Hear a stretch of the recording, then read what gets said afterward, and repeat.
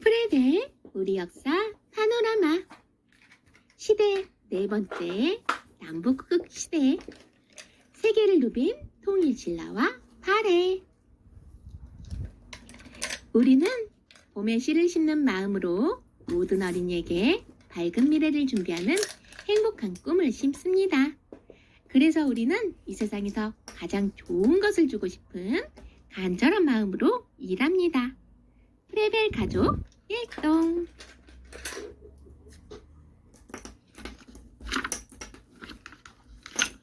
신라를 차지하려는 당나라의 속셈. 신라의 제30대 왕인 문무왕은 당나라와 힘을 합쳐 고구려와 백제를 무너뜨렸어요. 그런데 고구려와 백제가 무너진 뒤에도 당나라 군사들은 당나라로 돌아가지 않은 채 무기를 손질하고 훈련을 계속했지요. 당나라는 신라마저 차지하려는 속셈을 가지고 있었기 때문이에요. 그 무렵 신라의 스님인 의상은 당나라에서 공부를 하고 있었지요. 당나라의 속셈을 알아차린 의상은 서둘러 신라로 돌아왔어요. 그리고 문무왕에게 당나라가 신라에 쳐들어올 것이라는 사실을 알려주었지요. 문무왕은 당나라에 맞서기 위해 차근차근 준비를 하였어요. 문무왕은 먼저 고구려 사람들에게 곡식을 나누어 주고 달래면서 서서히 신라의 편으로 끌어들였지요. 그리고 고구려 사람들과 힘을 합쳐 백제의 옛 땅에 남아있던 당나라 군사들을 몰아냈어요. 이 일로 당나라는 몹시 화가 나서 문무왕에게 편지를 보내왔어요. 문무왕은 당나라가 약속을 어긴 일에 대해 하나하나 짚어가며 따지는 내용을 담은 답장을 보냈답니다. 신라로 쳐들어온 당나라. 결국 당나라가 신라로 쳐들어왔어요. 그리고 당나라는 멋대로 문무왕의 동생인 김인문을 신라의 왕으로 삼았지요. 당나라는 먼저 신라 사람들끼리 싸우게 하여 신라를 어지럽게 만들려고 한 거예요. 하지만 김인문은 끝까지 형인 문무왕을 저버리지 않았고 문무왕도 동생을 굳게 믿었어요.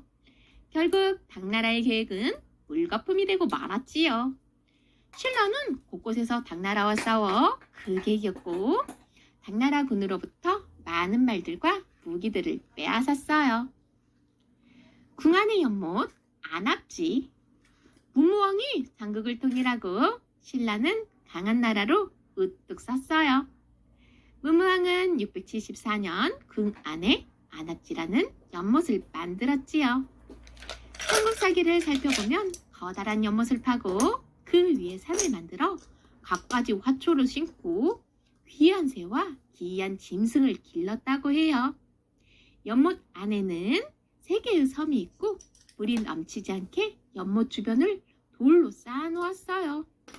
연못의 서쪽에는 건물들도 있었지요. 안압지에서는 만여 점이 넘는 유물들이 나오기도 했어요. 대부분 기와나 벽돌, 흙으로 만든 톡이나 금동으로 만든 물건들이었지요. 역사 플러스 안압지에서 나온 금동 용두. 안압지에서 발견된 용머리 장식이에요. 금동으로 만들어져 있고 길이는 약 15cm 정도 된다고 해요. 살짝 벌리고 있는 입안에 날카로운 송곳니가 보이고 양쪽 턱에는 굵은 턱수염이 나 있어요. 머리 안이 비어있고 귀 밑에 못 구멍이 하나씩 뚫려 있는 것으로 보아 의자 손잡이를 장식하려고 만든 것으로 보여요. 의리를 지킨 김인문. 김인문은 신라가 삼국 통일을 이루었던 무렵의 장군이자 사신이었어요. 어려서부터 공부를 좋아해서 책을 많이 읽고 글씨를 잘 썼지요. 또한 활쏘기와 말타기도 잘했으며 음악에도 뛰어났다고 해요.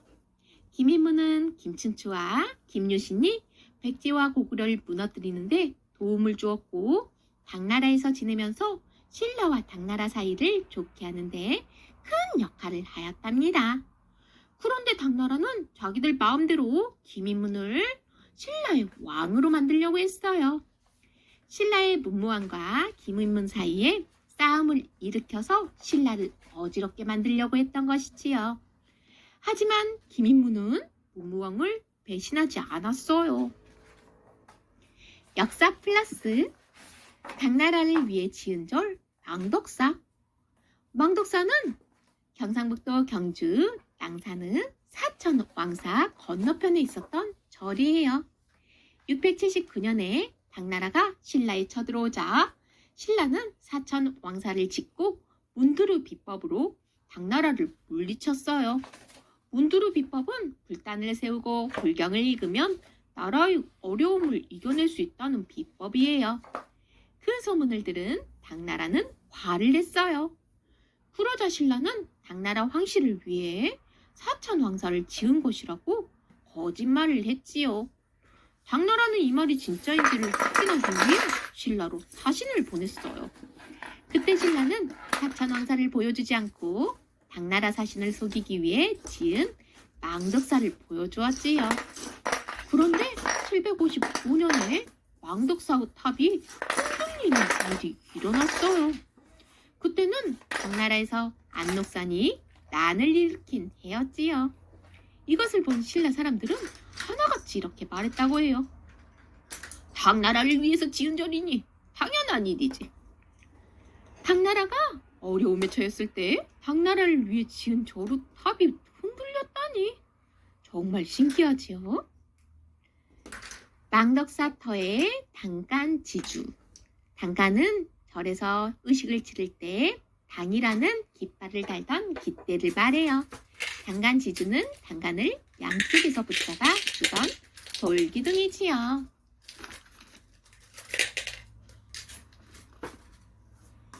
하나 되어 싸운 우리 결의 신라와 당나라의 싸움이 계속되던 673년 어느 날 신라의 장군 김유신이 숨을 거두었어요. 당나라는 김유신이 없는 신라는 이빨 빠진 호랑이라고 여기고 675년에 20만 대군을 이끌고 신라로 다시 쳐들어왔지요. 당나라는 고구려나 백제보다 훨씬 강한 나라였어요. 당나라의 20만 대군이 몰려온다는 소식이 퍼지자 신라는 금세 전쟁 이야기로 줄렁거렸지요. 하지만 신라와 고구려, 백제 사람들은 모두 힘을 합쳐 당나라에 맞서 싸웠답니다. 김유신의 아들 원술은 신라 군사들과 함께 매소성에서 당나라 군사들을 기다리고 있었어요. 원술이 이끄는 신라 군사들은 매소성에서 당나라 군사들과 용감히 맞서 싸워 큰 승리를 거두었지요. 그러자 이듬해에는 당나라가 바다로 쳐들어왔어요. 하지만 신라는 또다시 기벌포 앞바다에서 당나라를 크게 무찔렀어요. 결국 당나라는 고구려의 옛 땅에 두었던 안동 도호부를 요동성으로, 백제의 옛 땅에 두었던 웅진 도독부를 건항성으로 옮길 수밖에 없었답니다. 매소성은 지금의 경기도 양주군 준해면과 경기도 연천군 가운데 한 곳으로 짐작되고 있어요. 최근에는 경기도 연천군으로 받아들여지고 있지요. 기벌포는 지금은 충청남도 금강 근처예요. 요동성은 고구려군이 머물며 나라를 지키던 중요한 곳이에요. 지금은 안타깝게도 중국의 땅이 되어 있지요. 건항성은 지금의 중국 야오호강 근처에 있던 성이에요.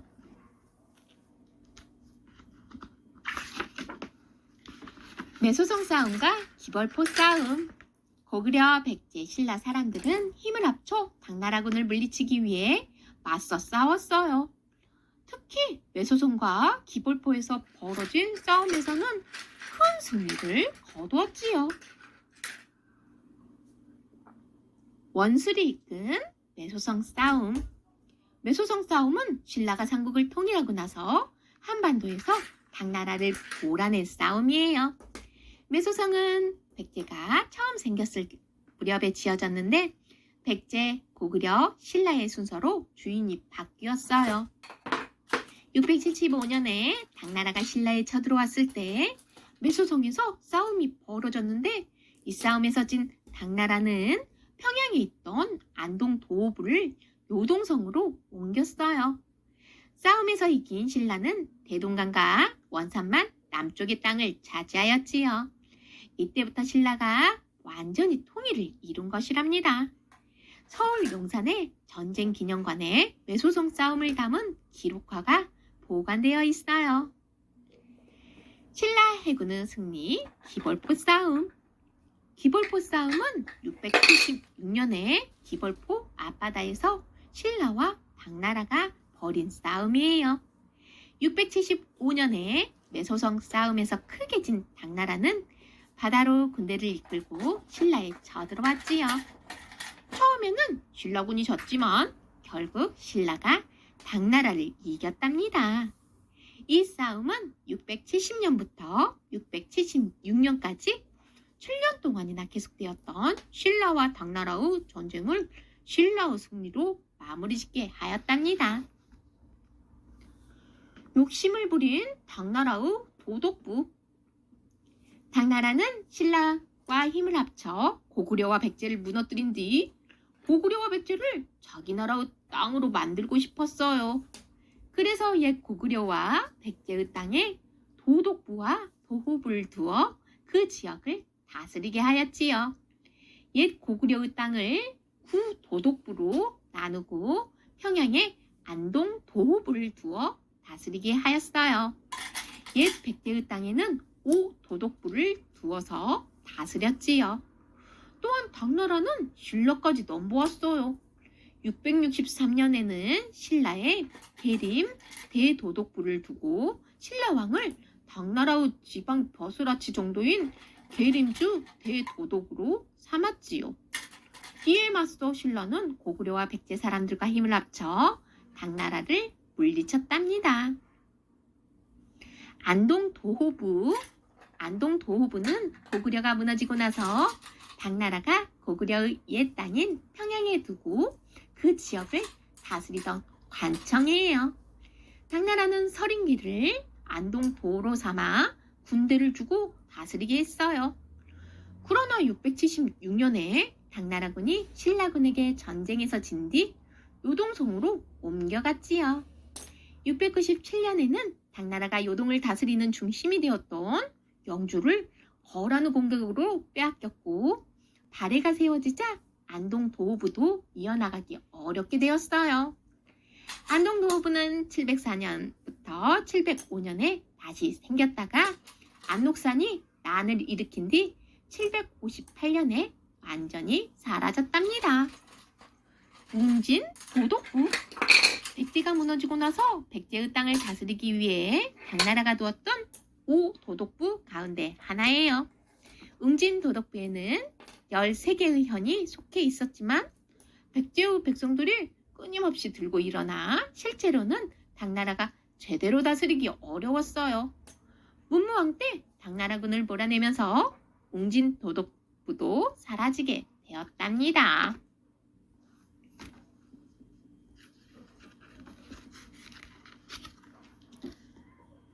통일을 이룬 신라.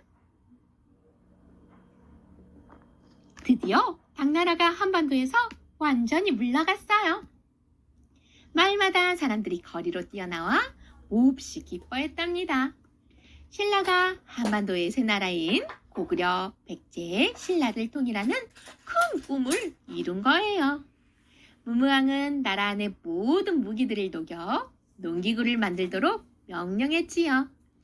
마침내 싸움이 그치고 평화로운 시대가 열린 거예요. 문무왕은 당나라와 싸우느라 고생한 백성들을 달래고 세금과 부역도 줄여주었답니다. 한반도는 세면이 바다로 둘러싸이고 한 면은 육지에 이어진 우리나라 땅을 말해요. 부역이란 옛날에 나라가 백성들을 불러들여 일을 시키던 것이지요. 나라에서 세운 학교, 국학. 고구려, 백제, 신라 사람들은 모두 하나로 어우러져 살아가려고 애썼어요. 새 나라를 통일한 신라는 백성들을 하나로 아우르기 위해 온 힘을 다했지요. 통일 신라는 고구려와 백제 사람들도 벼슬에 나갈 수 있도록 길을 열어주었어요. 나라를 지키는 군대에도 고구려와 백제 사람들이 함께 있었지요. 신라의 제31대 왕인 신문왕은 통일된 나라를 잘 이끌어가고자 나라를 다스리는 기본 바탕을 갖추기 시작했어요. 신문왕은 가장 먼저 통일 신라를 이끌어갈 뛰어난 사람들을 기르기 위해 나라가 맡아보는 학교인 국학을 세웠지요. 국학에서는 15살부터 30살 사이의 귀족의 자식들이 공부할 수 있었지요. 통일신라는 통일된 뒤의 신라를 통일 이전의 신라와 구분하기 위해 부르는 말이에요. 하지만 나라 이름은 똑같이 신라이기 때문에 통일된 뒤에도 나라를 말할 때는 신라라고 표현했어요. 국학과 이두. 신문왕은 682년에 국학을 만들었어요. 국학은 높은 벼슬아치를 길러내기 위해서 나라에서 세운 학교예요. 하지만 모든 사람들이 국학에 다닐 수 있는 것은 아니었어요. 15살부터 30살 사이의 귀족의 자식들만 다닐 수 있었지요. 9년 동안 학교에 다니면서 논어와 효경 등을 배웠다고 해요.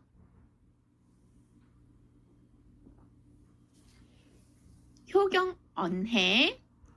효경을 한글로 풀이한 책으로 조선의 제14대 왕인 선조의 명령으로 만들었어요. 신문왕 때 설총이 정리한 이두. 이두는 우리나라 글자리인 한글이 없었던 삼국시대부터 고려시대까지 중국의 한자를 빌려 쓴 글자예요. 이두라는 이름은 신라 때는 쓰이지 않았고 고려의학자 이승효가 쓴 역사책인 제왕운기에 처음 나타났지요. 이 이두는 신라가 시작될 무렵부터 생겨난 것으로 짐작되는데 서동요 같은 향가가 지어진 신라 진평왕 때 자리를 잡은 것으로 보여요. 신문왕 때의 학자인 설총이 이두를 짜임새 있게 정리했다고 해요. 역사 플러스 설총은 누구인가요? 설총은 신라 때의 학자예요. 설총은 신라의 큰 스님 원효와 요속공주 아들이지요. 설총은 신문왕에게 충성스러운 신하와 나쁜 신하를 가려내 나랏일을 바르게 해야 한다는 뜻을 전하기 위해 화왕계라는 이야기를 지었답니다. 이두 문자가 새겨진 항아리가 있는데 우리나라에서 가장 오래된 비로자나 불상의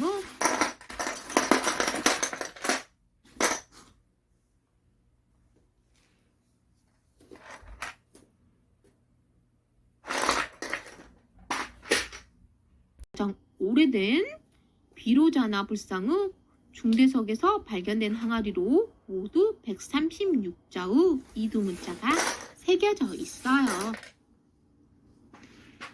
설총이 쓴 화왕계. 설총이 쓴 화왕계는 충성스러운 신하와 나쁜 신하를 꽃에 빗대어 표현한 이야기예요. 화왕계는 어떤 내용인지 알아볼까요? 모란을 처음 심었을 때의 일이에요. 봄이 되어 꽃들이 피는데 모란이 모든 꽃들 가운데서 가장 아름다웠어요. 모란은 꽃의 왕인 화왕이 되었지요. 이 소문을 듣고 여러 꽃들이 화왕에게 인사를 하러 왔어요. 그때 한 아름다운 꽃이 화왕에게 다가와 말했지요. 저는 장미라고 하옵니다. 임금님의 아름다움을 듣고 임금님을 모시기 위해 왔으니 저를 받아주시옵소서. 화왕은 달콤한 말을 늘어놓는 장미가 마음에 들었어요. 이때 흰머리에 베옷을 입은 꽃이 지팡이를 짚고 빛을 가리며 걸어와서 말했어요. 저는 할미꽃이라옵니다. 옛말에 비록 고운 명주실이 있어도 불을 버리지 않고 임금은 부족한 때를 대비해야 한다고 하였사옵니다.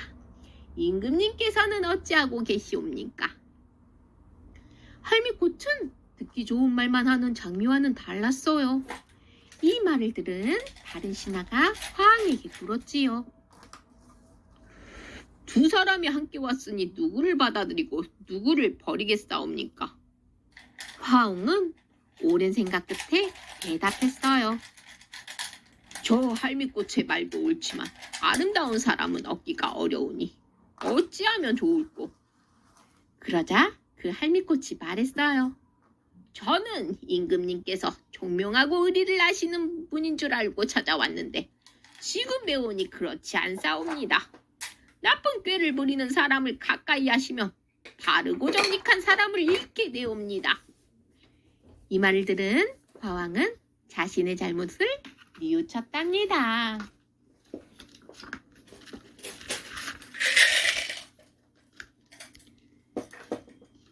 구주, 오소경, 구서당, 십정.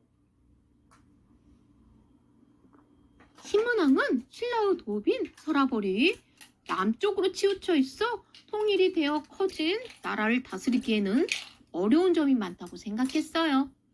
그래서 통일된 나라를 9개의 주로 나누어 다스리기로 하였지요. 9개의 주 아래에는 군과 현을 두어 왕의 명령이 지방마다 잘 전해질 수 있도록 했어요. 지방에는 작은 도읍인 소경을 5개 두어 모든 지역이 골고루 발달할 수 있게 했지요. 또 신문왕은 중앙에 9개의 군대를 두고 구서당이라고 불렀어요. 그리고 9개의 주에는 각각 지방군대를 1경씩 두었는데 가장 넓은 주인 한산주는 군사적으로 중요한 곳이기 때문에 특별히 2개의 정을 두어서 나라를 더욱 튼튼히 했지요. 이렇게 통일신라의 구주, 오소경과 구서당, 십정이 마련되었답니다. 한산주는 구주 가운데에서 지금의 경기도 광주에 해당하는 곳이에요. 노급 대신준, 관려전과 세조. 신라의 귀족들은 통일이 되기 전부터 노급을 받았어요. 노급을 받은 귀족들은 그 땅에 사는 사람들에게 세금을 거둘 수 있었을 뿐만 아니라 언제든 데려다 일을 시킬 수도 있었지요. 그러다 보니 귀족들의 힘이 갈수록 강해졌어요. 신문왕은 귀족들에게 주던 노급을 없애고 대신 관료전과 세조를 주었지요. 관료전은 벼슬아치들에게 나란 일을 한 대가로 농가 밭을 주고 그곳에서 나온 곡식을 세금으로 거둘 수 있게 했던 것이에요. 세조는 벼슬아치들에게 땅 대신 곡식을 준 것이었지요.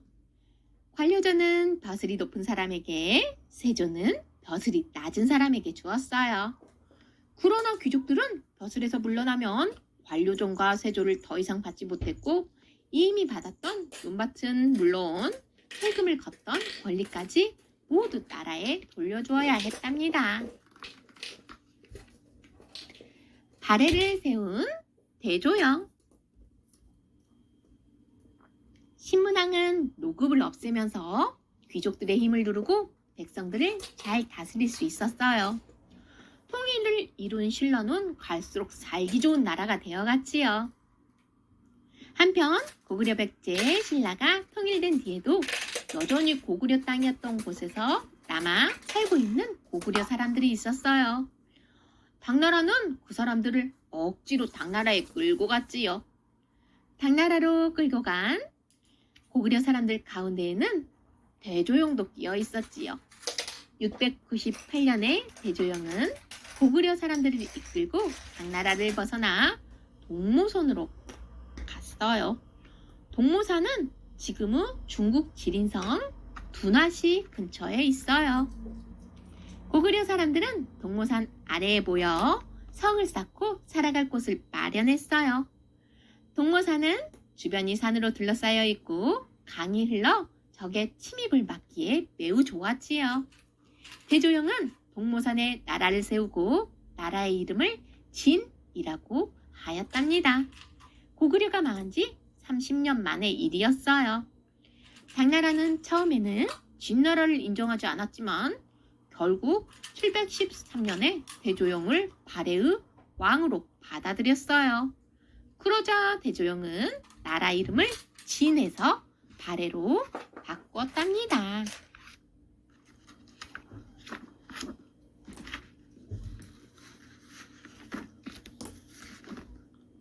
발해와 신라 남북국 시대. 발해는 고구려의 뒤를 이어 세워진 나라였어요. 698년부터 926년까지 220여 년 동안 만주와 한반도 북쪽 지역에서 큰 나라를 이루었지요. 이때 한반도가 크게 남쪽의 신라와 북쪽의 발해로 나뉘어 있었다 하여 남북국 시대라고 부르기도 한답니다. 발해는 삼국을 통일한 신라와 어깨를 나란히 할 정도로 큰 나라로 커 나갔고 나중에는 신라보다 더 큰 나라가 되었답니다. 역사 플러스 대조영과 함께 발해를 세운 사람들은 누구인가요? 발해를 세운 사람들은 고구려의 자손들이라고 알려져 있어요.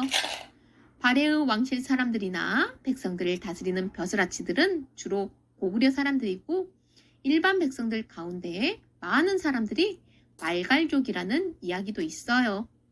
중국 역사책인 구당서를 보면 대조영은 본래 고구려의 다른 종족이라고 나와요.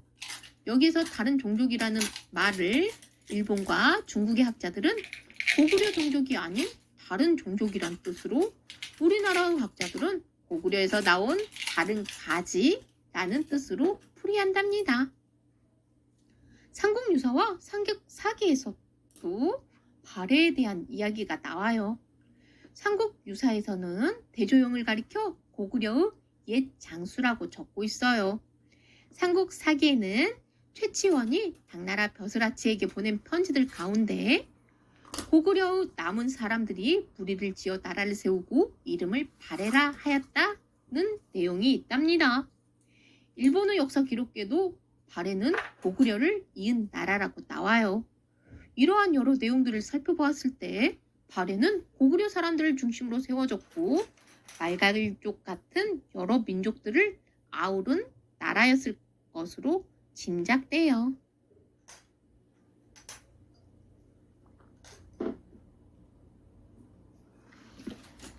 발해의 기와예요. 러시아 연해주 보리소프카에서 발해의 와당이 발견되었어요.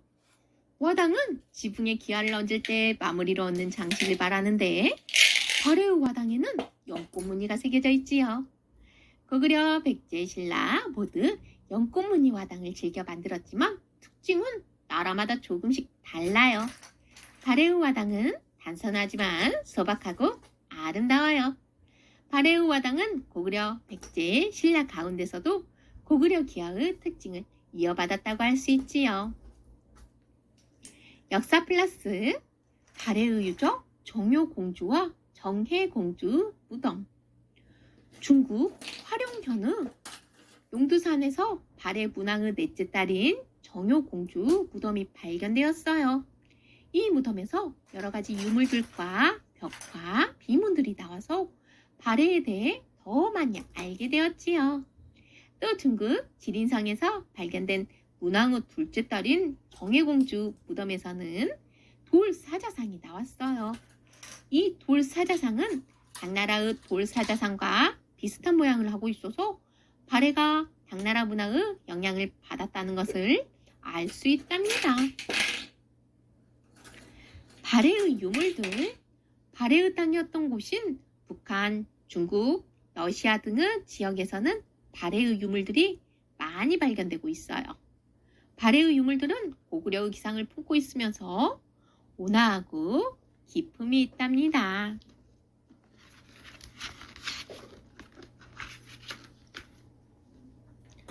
땅을 가지게 된 백성들. 고구려를 이어받은 발해가 북쪽에 생기자 신라는 당나라와 다시 손을 잡았어요. 신라의 제33대 왕인 성덕왕은 이때부터 당나라에 사신과 조공을 보냈지요. 또한 722년에 성덕왕은 백성들에게 정전을 나누어 주었어요.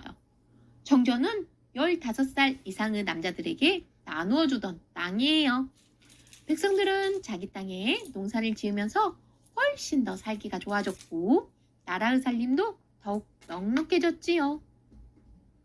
신라는 성도광 때에 여러 나라들과 오가면서 다른 나라에서 새로운 것을 많이 받아들였어요. 스님인 해초는 멀리 인도까지 갔지요. 해초는 인도와 인도에서 가까운 여러 나라들을 10여 년에 걸쳐 여행하면서 보고 들은 이야기를 책으로 썼어요. 그 책이 바로 왕호 천축국전이랍니다. 사시는 왕의 명령을 받고 일을 처리하기 위해 다른 나라에 다녀오는 신하예요. 조궁은 힘이 강한 나라에게 예의를 갖추려고 보내던 귀한 물건이지요. 성덕왕과 해초. 성덕왕은 12살의 어린 나이에 왕이 되었는데 처음에는 귀족들의 영향을 많이 받았어요. 하지만 성덕왕이 어른이 되면서 조금씩 힘을 갖게 되었지요. 성덕왕은 백성들을 위해서 좋은 일들을 많이 했어요. 죄인들을 풀어주고 가문가ungs으로 백성들이 굶주릴 때는 나라의 곡식 창고 문을 활짝 열어주기도 했지요. 백성들에게 나누어 주었던 땅 정전. 722년에 성덕왕은 백성들에게 정전을 나누어 주었어요. 신라에서는 16살에서 60살까지의 남자를 정남이라고 했는데 정남들은 나라를 위해 일을 하거나 군대에 가야 했지요. 정전은 나라를 위해 일하는 정남들에게 주는 땅이었어요. 백성들은 자신의 땅을 가지게 되면서 그 땅에서 거두는 곡식에 대해 세금을 냈고 나라는 세금을 많이 거둘 수 있게 되어 갈수록 넉넉해졌지요. 당나라와도 사이좋게 지내서 당나라의 앞선 문화를 많이 들여왔답니다. 성덕왕 때의 스님 해초.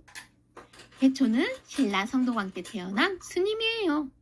중국 당나라의 광저우에서 인도의 스님인 금강지에게 밀교를 배웠어요. 해초는 금강지의 영향을 받아 인도로 여행을 떠나게 된 것으로 보여요.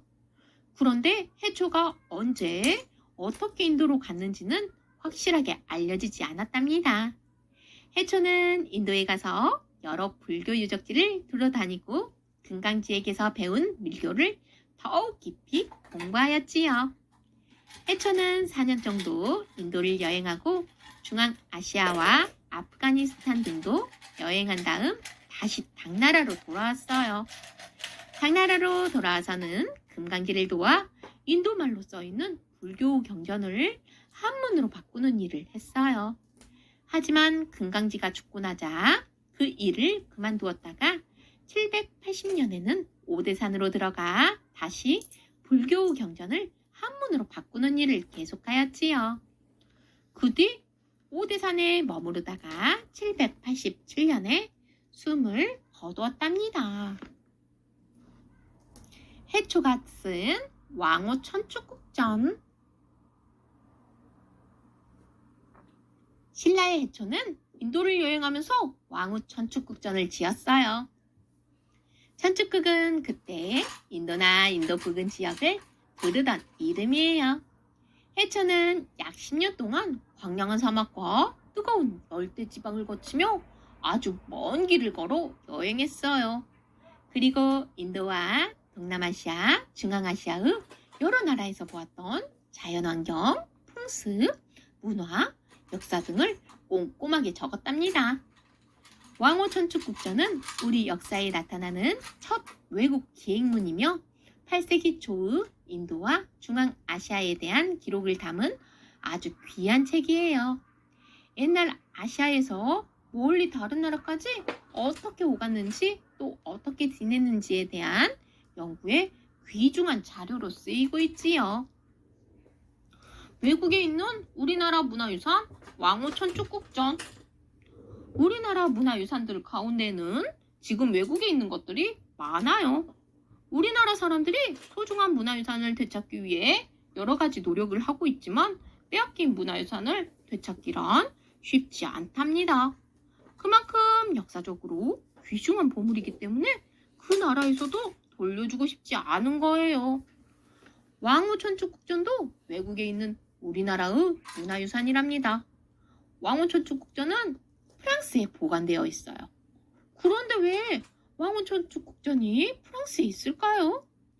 1908년 프랑스 학자 펠리오가 중국 간수성에서 책 2권을 발견했다고 해요. 그런데 전하는 말에 따르면 1900년 두낭 석굴이라는 굴에서 왕원록이라는 중국의 도사가 굴을 수리하다가 이 책을 발견했는데 1905년에는 러시아의 오브르체프가, 1907년에는 영국의 스타인이, 1908년에는 프랑스 펠리오가 이 책의 일부를 싼 값에 샀다고 해요. 지금 프랑스 파리의 국립도서관에 보관되어 있는 것은 프랑스 펠리오가 가지고 있던 것이랍니다. 처음에는 왕후 천축국전이 해초가 지은 것인지 알지 못했다고 해요. 그러다가 중국 당나라 스님인 해림이 지은 일체경음의 라는 책에 해초의 왕후 천축국전 내용과 똑같은 부분이 많아서 왕후 천축국전을 해초가 지었다는 사실이 밝혀졌지요.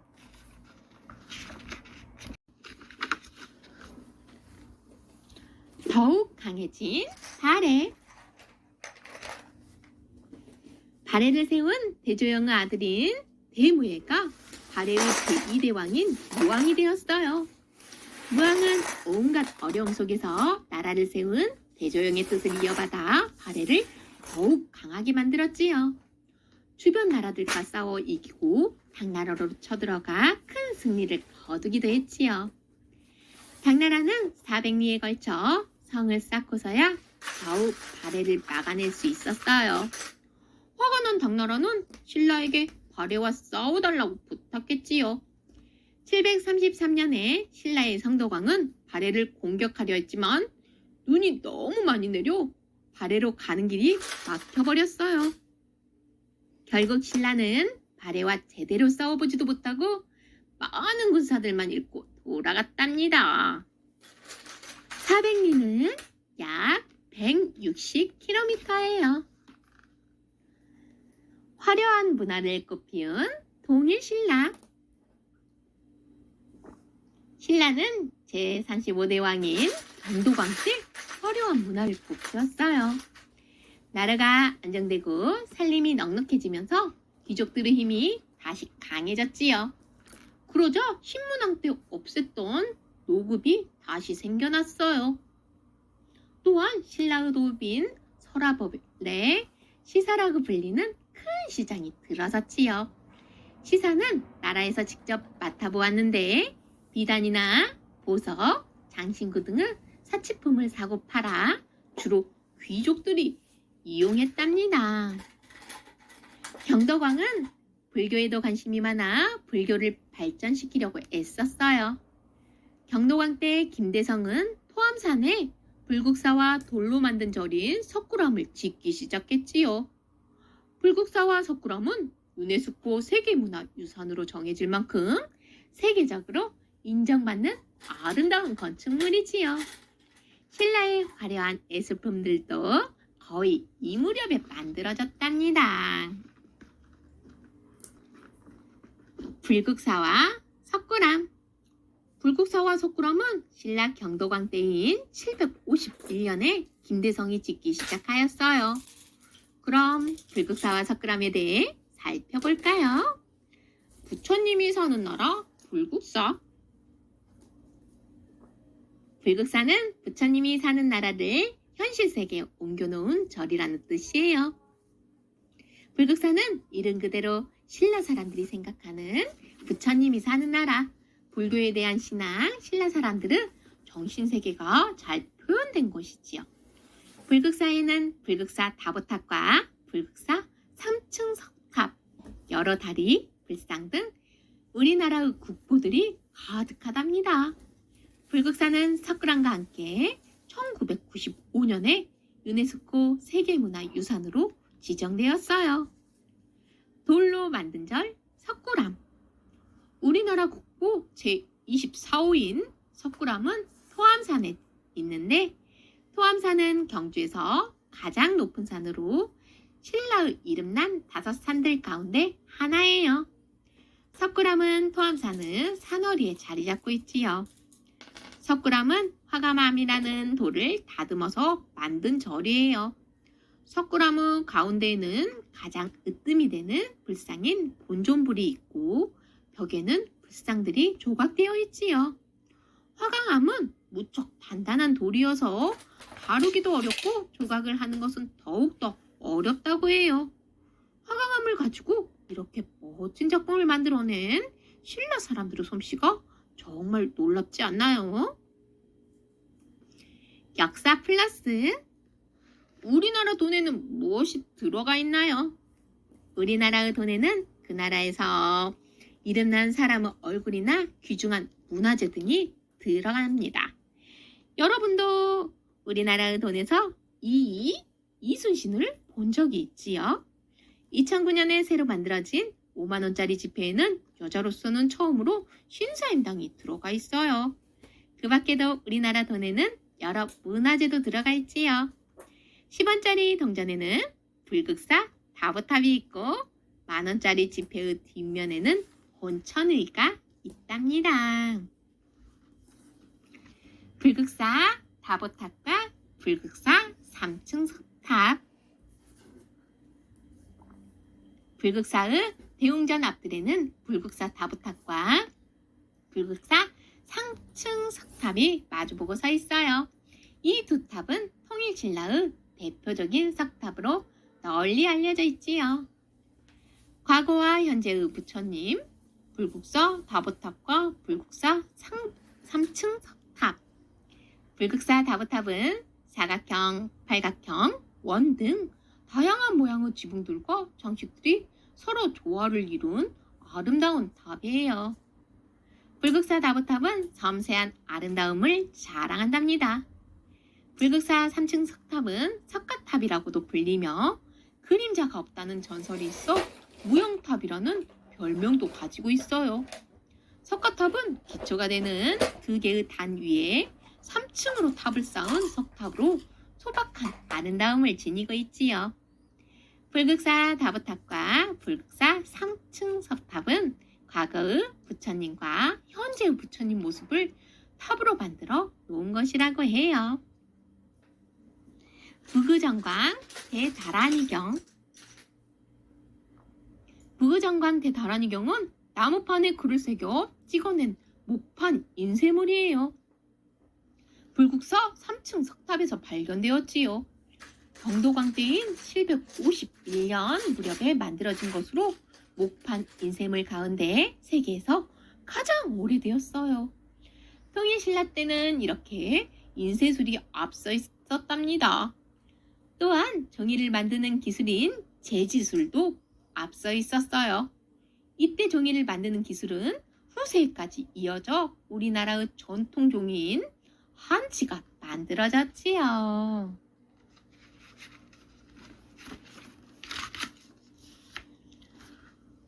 발해와 신라를 오가는 길 신라도. 발해의 부왕이 세상을 떠나고 아들 대음무가 발해의 제3대 왕이 되었는데 바로 문왕이에요. 문왕은 당나라와 싸움을 그치고 평화롭게 지내기로 약속하였어요. 그리고 넓어진 땅을 다스리기 위해 도읍을 상경으로 옮겼지요. 상경은 이웃나라로 가는 5개의 길이 시작되는 곳이었어요. 5개의 길 가운데에는 신라로 가는 길인 신라도가 있었지요. 발해와 신라는 신라도를 통해 자주 오갔고 사신을 보내기도 했어요. 그때 많은 사람들이 신라도를 이용하여 신라도에는 말을 갈아타는 역이 39개나 있었답니다. 커가는 발해, 기우는 신라. 발해는 땅을 점점 더 넓혀가면서 강한 나라가 되었어요. 문왕은 당나라의 연호가 아닌 발해만의 연호를 사용하였고 자신을 황제라고 불렀지요. 하지만 신라는 나라의 힘이 조금씩 약해져 시간이 갈수록 기울어져 갔답니다. 연후라 1년, 2년 해의 차례를 나타내기 위해 붙이는 이름으로 한 왕이 나라를 다스리는 기간을 나타냈어요. 당나라의 연호를 사용하지 않았다는 것은 그 시대에 당나라만큼 힘이 강했다는 것을 뜻해요.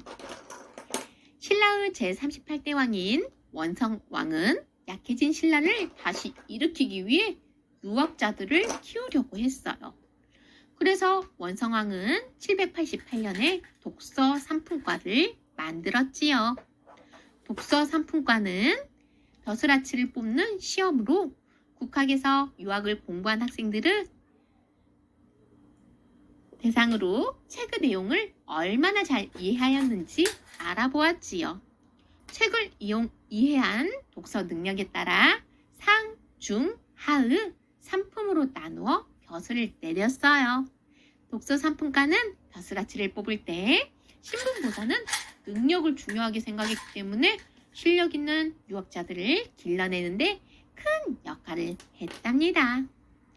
유학자는 유학을 공부하는 사람이에요. 유학은 중국의 철학자인 공자의 가르침을 연구하는 학문이지요. 해인사를 세운 애장왕. 원성왕은 갈수록 기울어져가는 신라를 일으키기 위해 애쓰다가 결국 숨을 거두었어요. 원성왕이 세상을 떠난 뒤에 신라는 더욱 어지러워졌지요. 귀족들의 힘은 점점 더 세졌고 반대로 왕의 힘은 약해졌어요. 왕의 자리를 두고 왕의 친척들끼리 계속 다툼을 벌이기도 했지요. 원성왕의 뒤를 이은 소성왕이 2년 만에 죽자 태자였던 청명이 신라의 제40대 왕인 애장왕이 되었어요. 13살의 왕이 된 애장왕을 대신하여 작은 아버지인 김원승이 나라의 중요한 일들을 결정했지요. 태자는 왕의 자리에 오를 왕자예요. 애장왕은 스스로 나라를 다스릴 수 있게 되자 왕의 힘을 강하게 하여 나라를 안정시키려고 애썼어요. 애장왕은 귀족들이 절을 세워 넓은 땅과 재산을 갖게 되자 더 이상 새로운 절을 짓지 못하게 했지요. 귀족들의 힘을 약하게 만들려는 생각이었어요. 그러나 귀족들이 강하게 반대하는 바람에 성공하지 못했지요. 하지만 귀족들에게 절을 짓지 못하게 했던 애장왕도 두 스님의 도움으로 왕비의 병이 낫자 가야산에 해인사를 지었답니다. 가야산은 경상남도 합천에 있는 산이에요. 애장왕 때 지은 해인사. 해인사는 경상남도 합천 가야산 서남쪽 기슭에 있어요. 스님인 순웅과 이정이 가야산에서 수련을 하다가 802년에 해인사를 세우기 시작했어요. 순웅은 의상의 법손이에요. 법손은 부처님의 자손이라는 뜻으로 한 스승으로부터 불법을 이어받아 대를 이어 불교의 제자를 부르는 말이에요. 순웅이 절을 짓고 있다가 죽자 이정이 계속 절을 지어 완성했어요. 조선시대인 1398년에 강화도 선원사에 있던 팔만대장경의 대장경판을 옮겨와 해인사에서 지금까지 보관하고 있지요. 지금은 팔만대장경, 대장경판이 있는 절로 더 이름이 났지요. 역사 플러스 해인사에 얽힌 흥미진진한 이야기. 순웅과 이정이 절을 지을 터를 찾으며 가야산의 고개를 넘다가 사냥꾼들을 만났어요. 순웅과 이정이 사냥꾼들에게 절을 지을 만한 터를 물으니 좋은 터를 알려주었지요. 순웅과 이정이 사냥꾼들이 알려준 자리에 풀을 깔고 앉아 정신을 모으니 이마에서 붉은 빛이 나와 하늘로 뻗어나갔어요. 그때 애장왕의 왕비는 등창이라는 병을 앓았는데 어떤 약을 써도 소용이 없었지요.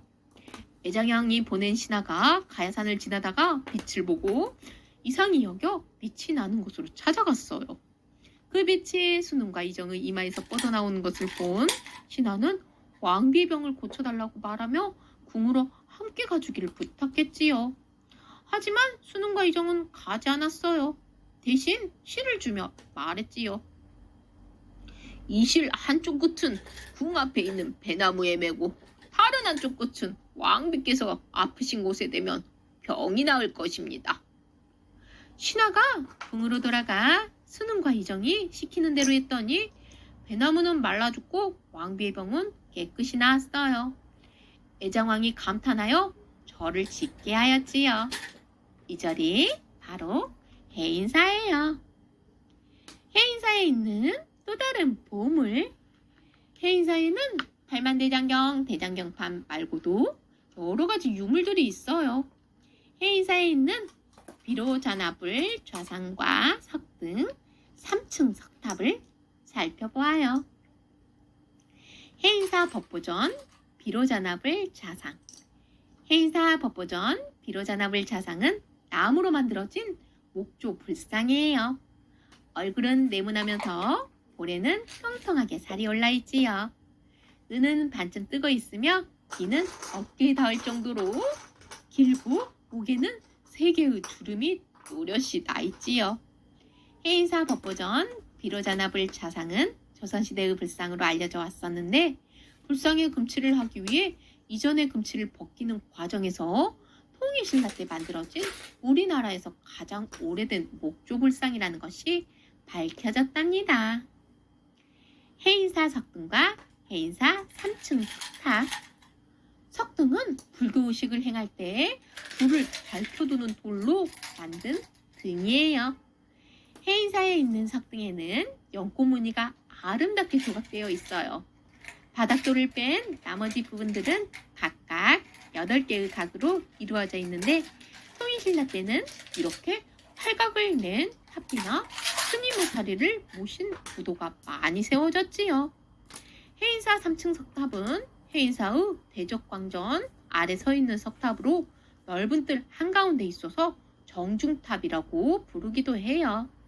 1926년에 탑을 고칠 때 위층 기단에서 9개의 작은 불상이 나왔는데 이 불상들은 석탑을 다 고친 뒤 다시 석탑 안에 넣어두었답니다.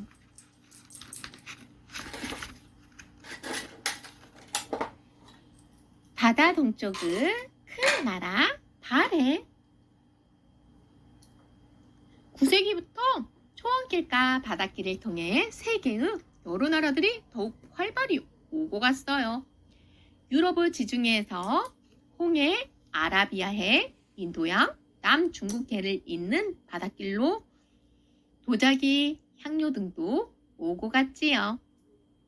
발해도 도읍을 바닷가 근처인 동경으로 옮긴 뒤 바다를 통해 다른 나라와 무역을 했어요. 발해의 제10대 왕인 선왕이 나라를 다스릴 때에는 발해는 해동성국이라고 불리며 가장 화려한 때를 맞이했지요. 발해는 북쪽의 여러 부족들을 공격하여 넓은 땅을 차지했어요. 선왕이 다스릴 때 발해의 땅은 광개토 대왕이 고구려를 다스릴 때보다 더 넓었답니다. 향료는 향기를 내는 데 쓰는 것으로 좋은 향이 나도록 몸에 지니거나 제사나 나라의 중요한 의식을 치를 때 썼어요. 무역은 나라와 나라, 지방과 지방 사이에 물건을 사고 팔거나 서로 바꾸는 일이에요. 해동성국은 바다 동쪽의 큰 나라라는 뜻이지요. 바다의 왕 장보고. 신라의 제42대 왕인 흥도광 때 장보고가 청해에 청해진을 만들었어요. 장보고는 청해진을 중심으로 바다에서 신라 사람들을 괴롭히던 해적들을 물리쳤지요. 해적들이 사라지자 서해와 남해에서 물건을 사고 파는 해상무역은 모두 신라의 차지가 되었어요. 장보고는 당나라와 일본을 오가며 무역을 하여 큰 돈을 벌었지요. 장보고의 도움으로 왕이 된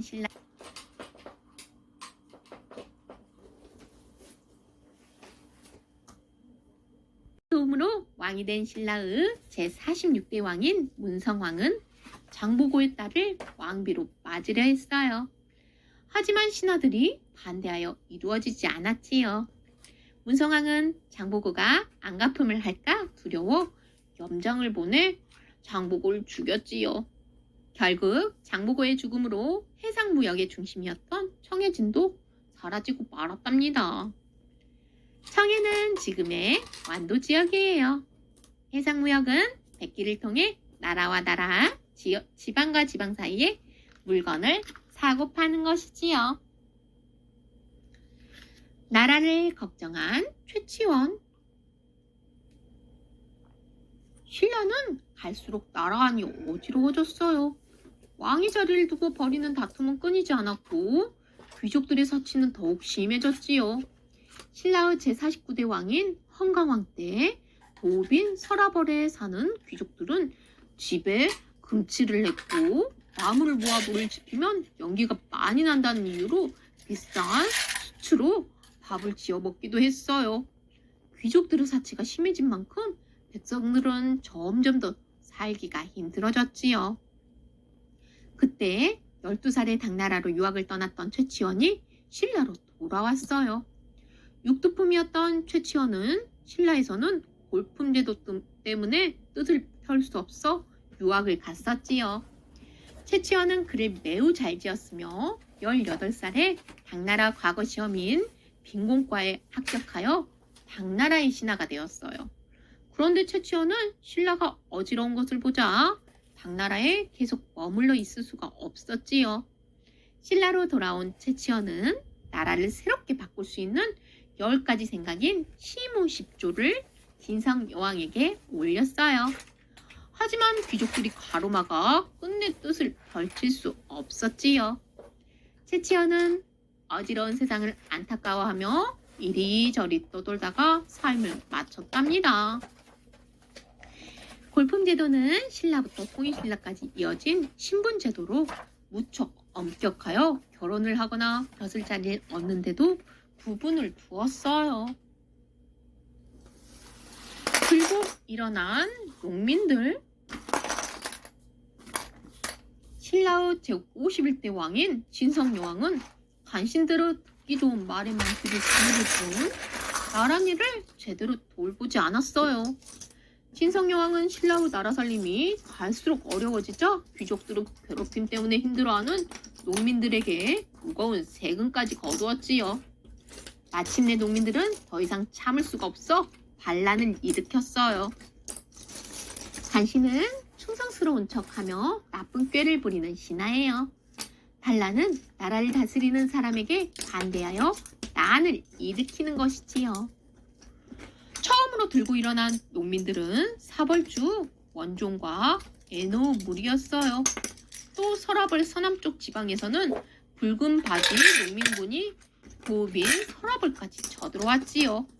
붉은 바지 농민군은 붉은 바지를 입었다고 해서 붙여진 이름이에요. 그 뒤로도 나라 곳곳에서 농민들이 대차를 들고 일어났답니다. 사벌주는 지금은 경상북도 상주예요. 다시 일어난 백제와 고구려. 신라가 도빈 서라벌을 겨우 지켜가고 있을 때 지방에서는 스스로를 황제나 장군이라고 부르는 사람들이 하나둘 생겨났어요. 이 사람들을 호족이라고 하는데 호족들도 신라가 어지러운 틈을 타서 반란을 일으켰어요. 호족인 변헌은 고종년에 완산주를 도읍으로 정하고 나라를 세웠어요. 나라의 이름을 후백제라고 지은 변헌은 백제의 억울함을 풀어주겠다면서 조금씩 옛 백제의 백성들을 자기 편으로 만들었지요. 호족은 지방에 살면서 많은 재산과 힘을 가지고 있던 사람들이에요. 완산주는 구주 가운데 하나로 지금은 전라북도 전주이지요. 한편 도둑대 두목인 양기르 부하들 가운데 궁예가 있었어요. 궁예는 가난한 백성들에게 곡식을 나누어 주어 따르는 무리가 많았지요. 궁예는 양기르 도움으로 원주 치악산을 중심으로 힘을 키웠어요. 궁예가 갈수록 힘이 강해지고 여러 지역을 차지하자 많은 오족들이 무릎을 꿇고 땅을 바치기도 했지요. 그 가운데에는 왕건의 아버지인 송악의 호족 용곤도 있었어요. 궁에는 901년에 송악 지방에서 후고구려를 세우고 스스로 왕이 되었지요. 후고구려는 강원도 철원 지방을 중심으로 힘을 키워 점점 강한 나라가 되어갔지요. 송악은 지금은 개성이에요. 후삼국 시대 견훤과 궁예가 각각 나라를 세우면서 한반도는 또다시 고구려, 백제, 신라 세 나라를 통일한 신라, 후백제, 후고구려로 나뉘었어요. 이때를 후삼국 시대라고 부른답니다. 후백제와 후고구려가 커가면서 신라는 지금의 경상도 지역만 겨우 다스리게 되었지요.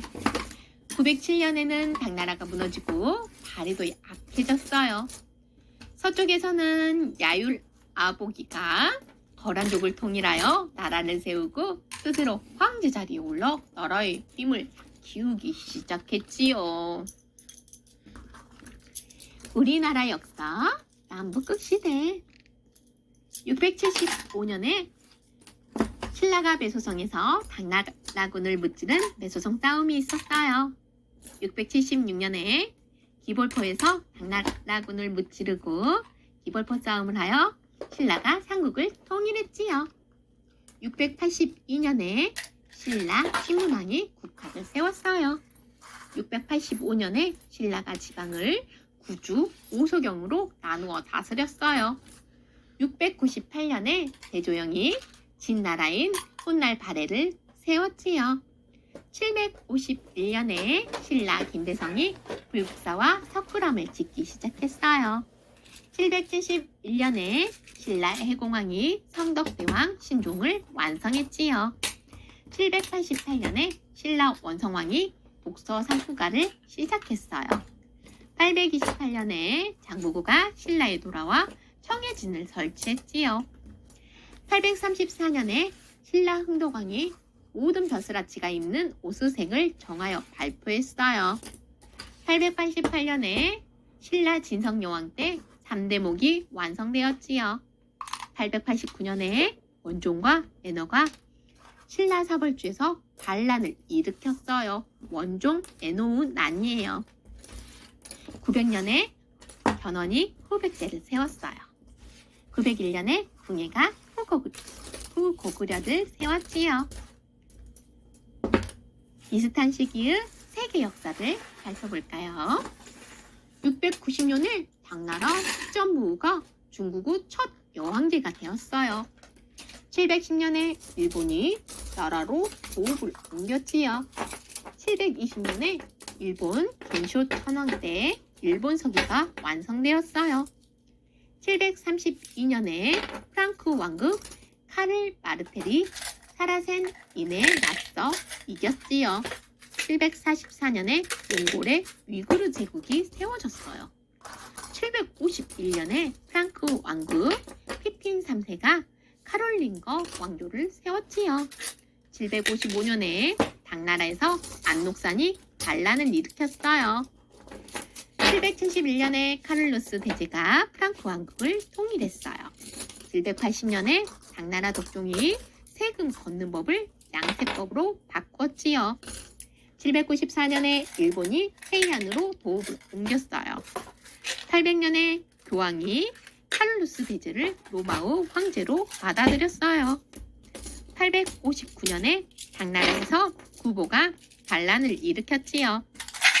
875년에 황소가 당나라에 맞서 반란을 일으킨 황소의 난이 벌어졌어요. 907년에 당나라가 무너지고 5대 19 시대가 시작되었지요.